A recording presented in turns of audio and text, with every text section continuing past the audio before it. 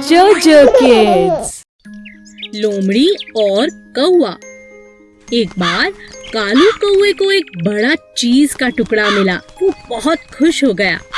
खुशी खुशी चीज के टुकड़े को लेकर अपने घोंसले के पास जाकर बैठ गया।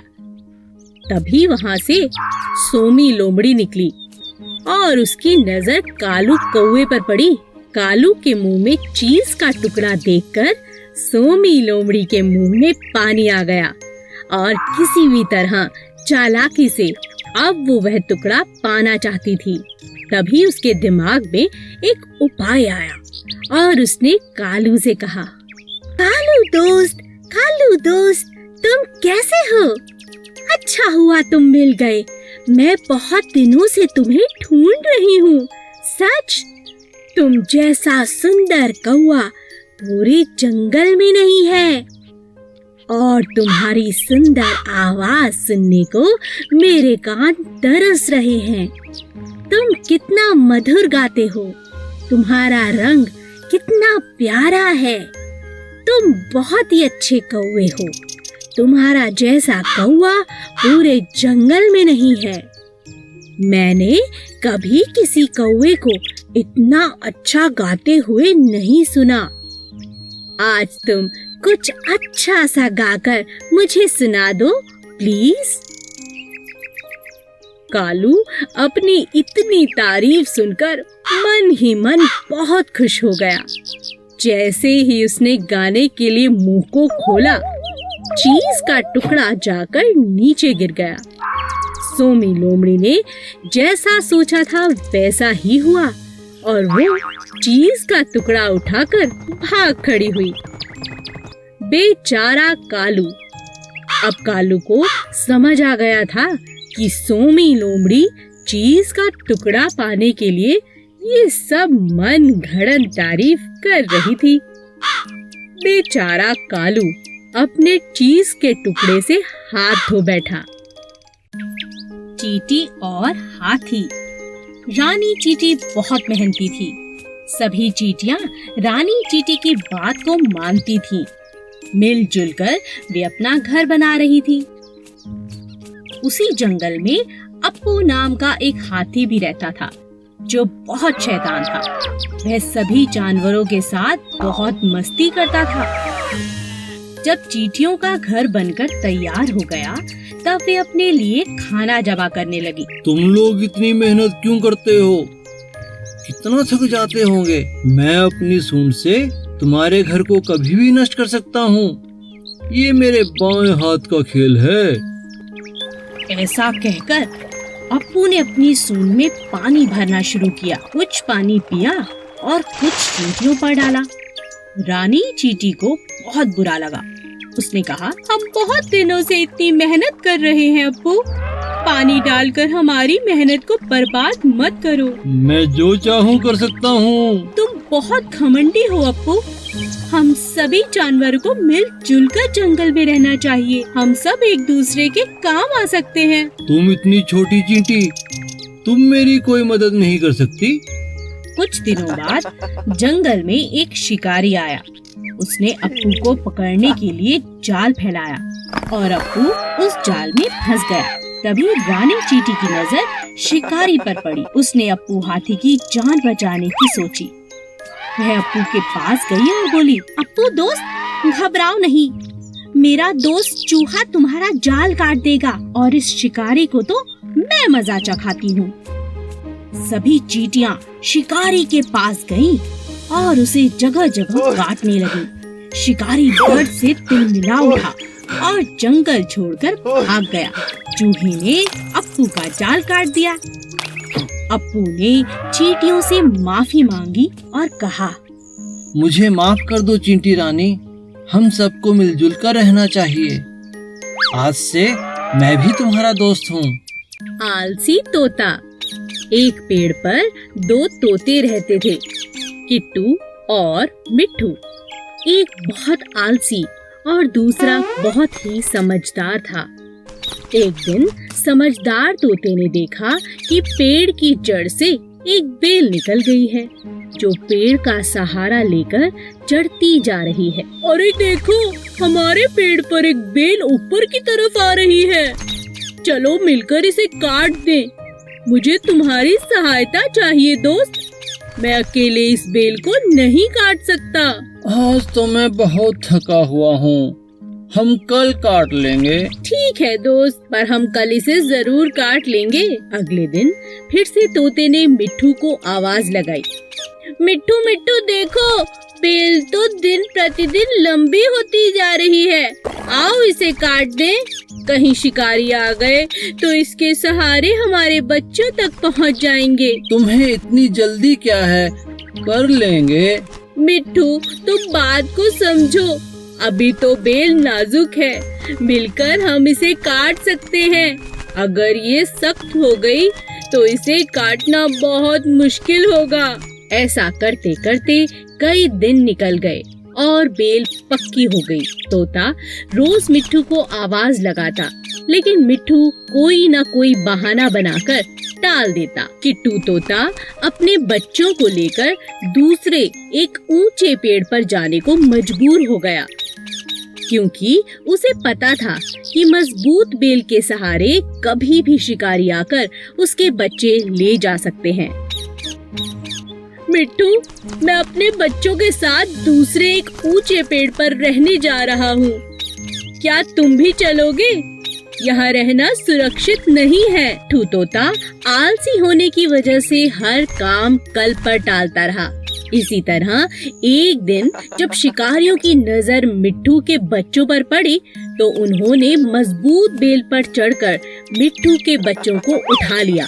अंत में मिट्ठू को अपने आलसीपन के कारण बहुत पछताना पड़ा। एक गांव में एक किसान रहता था जो बहुत ही दयालु था। गांव के पास ही एक घना जंगल था जहां बहुत सारे जंगली जानवर रहते थे। इन जंगली जानवरों को पकड़ने के लिए शहर से शिकारी शिकार करने के इरादे से वहां आते थे। एक दिन शिकार के दौरान शेर को शिकारी का तीर लग गया, पर इससे पहले कि शिकारी शेर को पकड़ पाते, वह भागकर किसान के घर के आगे बेहोश होकर गिर पड़ा। किसान ने जब घायल शेर को देखा तो उसने शेर की मरहम पट्टी की और साथ में भोजन भी कराया। कुछ दिन बाद जब शिकारी दोबारा जंगल में आए तो वह उसी शेर को पकड़ने में कामयाब हो गए। हमें शहर तक पहुंचने में 2 दिन लग जाएंगे। शेर तो मांसाहारी होता है, क्यों ना इसे जंगल से कुछ शिकार करके खिला दें। हाँ, ये ठीक रहेगा। तभी शिकारियों की नजर लकड़ियां काटते हुए एक किसान पर पड़ी। यह वही किसान था जिसने शेर की मदद की थी, उसकी जान बचाई थी। शिकारी ने जबरदस्ती किसान को पकड़ा और शेर के पिंजरे में डाल दिया। सुनो शेर, अब यही तुम्हारा भोजन है, इसे खाओ। शेर बहुत गुस्से में था और भूखा भी, लेकिन जैसे ही वह किसान के पास पहुंचा, उसने किसान को पहचान लिया और उसे चाटने लगा। एक इंसान और जानवर की ऐसी अद्भुत दोस्ती देखकर शिकारी हैरान रह गए और उन्होंने उन दोनों को आजाद कर दिया। अच्छे कर्म का फल हमेशा अच्छा होता है। एक घने जंगल में एक पेड़ पर कालू कौवा अपना घोंसला बनाकर रहता था। उसी पेड़ के नीचे एक सांप का बिल था। एक दिन कालू जब भोजन की तलाश में गया तो पीछे से सांप ने उसके अंडों को खा लिया। जब कौवा वापस अपने घोंसले में आया तो अपने बच्चों को ना पाकर बहुत उदास हो गया। कौवे को सांप पर शक भी हुआ और उसने फिर सांप से पूछा, भाई सांप, क्या तुमने किसी को मेरे घोंसले की तरफ आते देखा? किसी ने मेरे अंडों को खा लिया है? नहीं, मैंने किसी को नहीं देखा। मुझे नहीं पता तुम्हारे अंडे किसने खाए। कुछ समय बाद फिर से ऐसा ही हुआ, पर इस बार कौवे ने सांप को अपने अंडे खाते हुए पकड़ लिया। अच्छा, अब समझ आया, तुम ही मेरे अंडों को खा जाते हो। मुझे तुम पर पहले ही शक था। तुम्हारी इतनी हिम्मत कैसे हुई, मेरे अंडों को खा गए? मुझे भूख लगी थी, इसीलिए मैंने तुम्हारे अंडों को खा लिया। तुम मेरा कुछ नहीं बिगाड़ सकते। इतना कहकर सांप अपने बिल में चला गया। कालू बहुत उदास हो गया और उसने सांप से बदला लेने की सोची। फिर वह उड़ता हुआ राजा के महल की तरफ चला गया। तभी उसकी नजर महारानी पर पड़ी, जो तालाब में स्नान कर रही थी। महारानी के कीमती जेवर तालाब के किनारे पड़े थे, जिनकी निगरानी उनके सिपाही कर रहे थे। कालू कौवे को एक उपाय सूझा।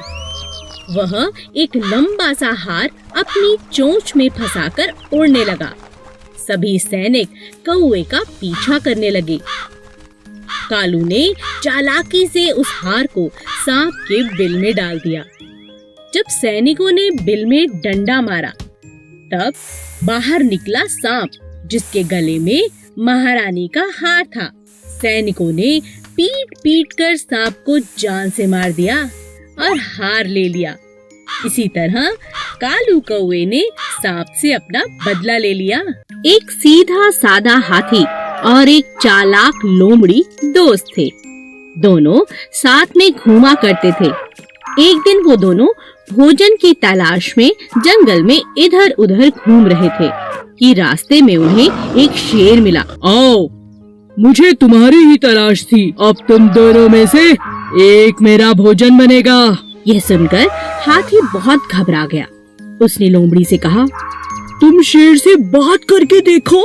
ठीक है। शेर भाई, जरा मेरी बात तो सुनो, आपके कान में कुछ कहना है। कहो। शेर भाई, आप तो मेरे भाई हैं। मैं तो आपकी सब बातें मानती हूँ।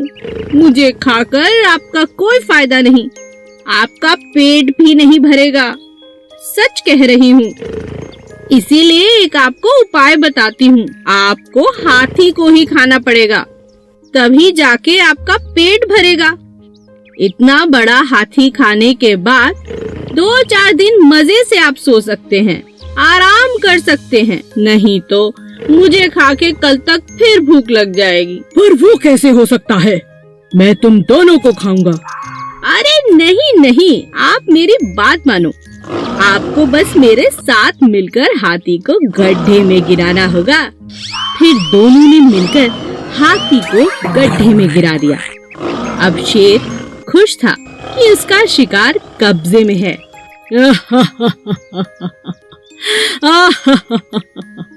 अब तुम इधर आओ चालाक लोमड़ी। खुद को बहुत चालाक समझती हो। अपने प्रिय दोस्त हाथी को भी मेरे लिए धोखा दे दिया।